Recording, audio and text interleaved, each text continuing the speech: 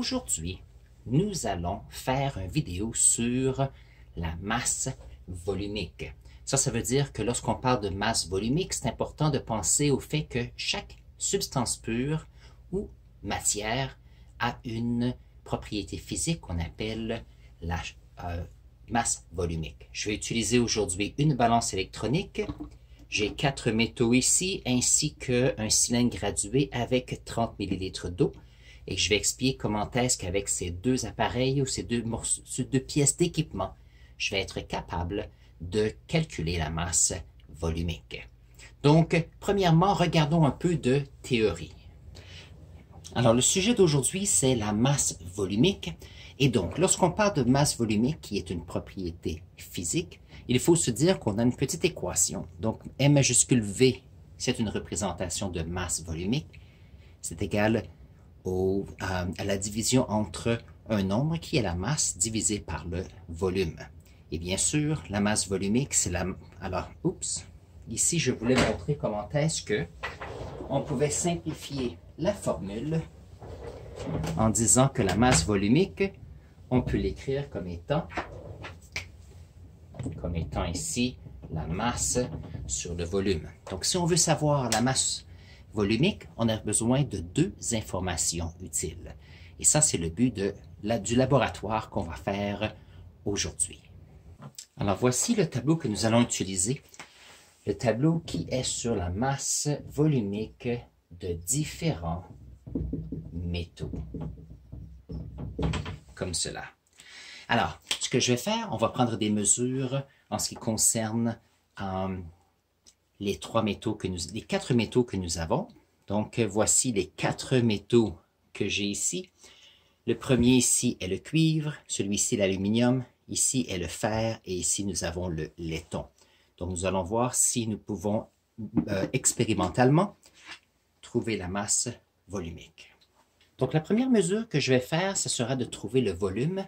Et ce qui est intéressant, c'est que ceux-ci sont, c'est juste pour cette expérience et en laboratoire. On a souvent des échantillons qui peuvent être de même dimension. Ceci peut nous aider.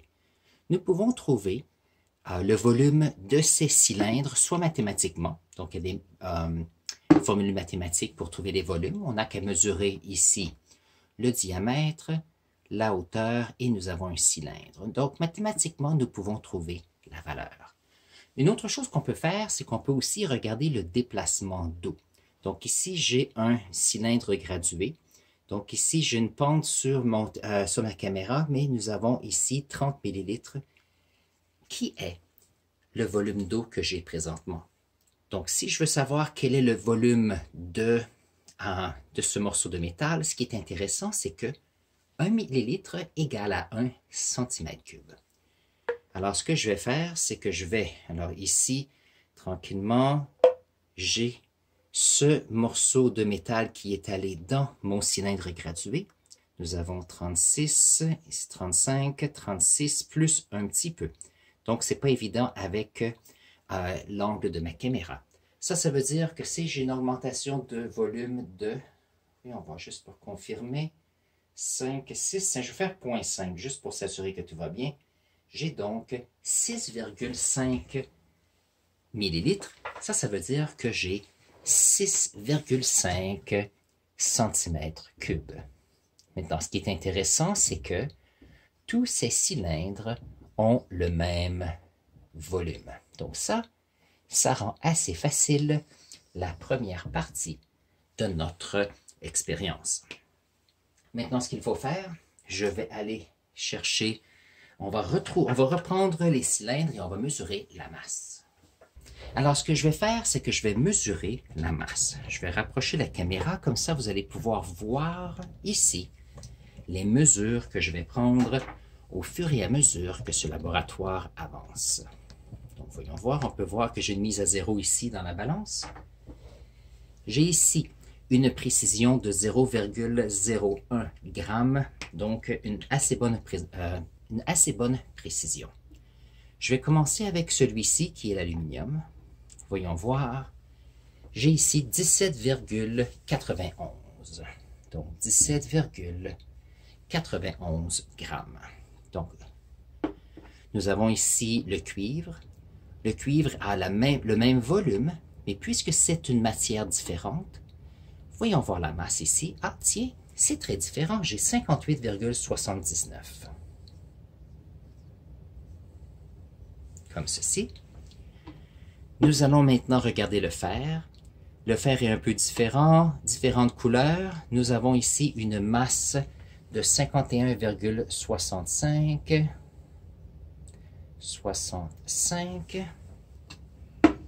Et nous avons le laiton. Et le laiton ici a une masse de 55,27.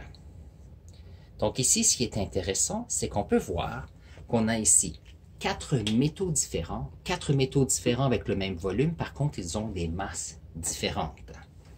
Alors, si on regarde ici notre tableau de valeurs et les informations que nous avons maintenant, comme cela, je vais reculer ça, comme ça on va voir l'ensemble du tableau. Voyons voir. Voilà. On peut voir maintenant que lorsqu'on regarde les volumes sont tous les mêmes à 6,5 cm3.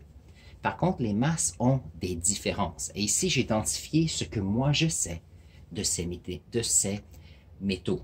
Ça veut dire que maintenant, il s'agit de faire quelques calculs. Maintenant, lorsqu'on prend ces calculs, ce qu'il faut faire, la masse volumique, c'est la masse divisée par le volume. Donc, j'ai 17,91 divisé par 6,5. Donc ça ici, ça me donne une masse volumique de 2,76. Nous avons le deuxième. Voyons voir le deuxième qui est 58,79 divisé par 6,5. Et ça me donne une masse volumique de 9,04 grammes par centimètre cube. Maintenant, je sais ici, pour ceux qui aiment les mathématiques, j'ai deux nombres après la virgule ici, tandis que j'en ai seulement une ici. Donc, je comprends cela. Donc, quelqu'un peut décider d'arrondir et je vais faire ça une fois que les calculs sont faits. On a ici 51,65 divisé par 6,5. On a ici 7,95, comme cela.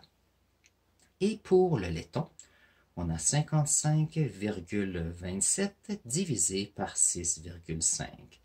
Et ça nous donne 8,50. Maintenant, nous sommes des scientifiques, donc le fait de regarder des nombres et la précision, je vais faire l'activité avec vous pour être sûr qu'on comprend très bien. Puisque nous avons ici deux nombres significatifs, par contre on en a seulement un ici, alors ce qu'on va faire, c'est qu'on ne peut pas avoir une réponse qui soit plus précise que la mesure la plus précise que nous avons. Ça veut dire que ici, si nous avons un nombre après la virgule, dans notre réponse, on ne peut pas avoir plus qu'un nombre après la virgule, sinon ceci n'a aucun sens comme nombre. Donc, on obtient ici 2,8. 2,8 comme ceci. Ici, nous avons 9,04, donc 9,0. Ici, on a 7,95. On arrondit, on obtient 8,0. On va l'effacer, on va tout les refaire. Ici, on a 8,0.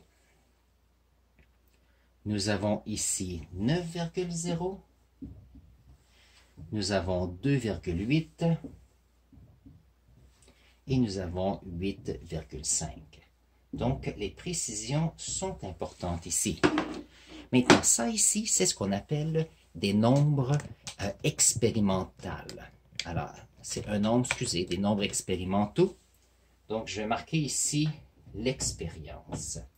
Maintenant, ce que je vais faire, je vais aller faire un tour dans des livres de référence et voyons voir si je peux trouver les nombres théoriques pour ces métaux. Donc, je suis allé faire un tour sur Internet et voyons voir. Nous avons les métaux. Donc, si on prend l'aluminium maintenant, l'aluminium a une masse volumique de 2,7. Donc, ça ici, ce sont les valeurs que je vais appeler théorique. Comme cela. Nous avons le cuivre. Donc, le cuivre a 8,96. 8,96. Donc, ça, ce sont les variables, les valeurs théoriques. Nous avons le fer qui est 7,86. Comme ceci. Et nous avons le laiton. Maintenant, le laiton est un alliage. Ça veut dire qu'il y a différents métaux qui en composent celui-ci. Donc ici, il y a une différence entre 7,3 et 8,8. 7,3 à 8,8. Donc ici, il y a un intervalle dépendant de la composition. Donc ici, on a du cuivre, il peut y avoir un peu d'étain dedans, un peu de plomb ici, dépendant ce que nous avons. Maintenant, si on regarde les valeurs que nous avons ici, nous pouvons voir que on a des valeurs qui sont quand même assez près. Ici, alors ça c'est assez près. Ici, on se retrouve presque dans le milieu. Maintenant, ce qui est intéressant, c'est que les valeurs expérimentales, nous avons fait un échantillon seulement. Donc, on aurait pu faire plusieurs échantillons pour en faire une moyenne. Deuxièmement, pourquoi est-ce que la valeur expérimentale n'est pas la valeur qui est théorique? La raison principale, c'est surtout des sources d'erreurs reliées à l'équipement. Donc, tout à l'heure, j'avais ici mon cylindre gradué. Mon cylindre gradué, c'était un peu difficile de trouver des volumes à la précision. Donc, je pouvais faire à l'unité et à la demi de l'unité.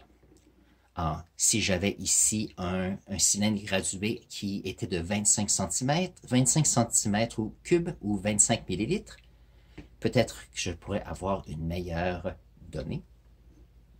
Pour ceci, je trouve que quand même notre balance électronique avait quand même une bonne précision. Ça veut dire que, donc si je descends ça ici, nous avons quand même une masse qui est raisonnable.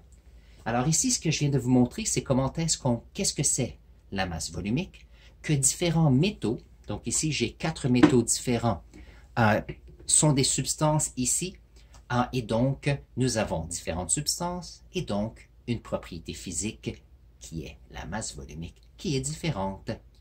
Alors aujourd'hui, nous avons pris le temps de regarder qu'est-ce que c'est la masse volumique.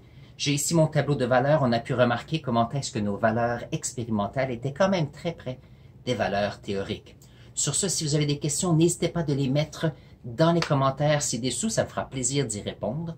Si vous avez des questions scientifiques, n'oubliez pas de me le dire dans les commentaires ci-dessous, et moi je vais voir si je peux faire une vidéo sur le sujet qui vous intéresse. Sur ce, je vais mettre un lien ici à une autre vidéo qui peut vous intéresser. Sur ce, passez une excellente journée et soyez d'excellents scientifiques. Au revoir.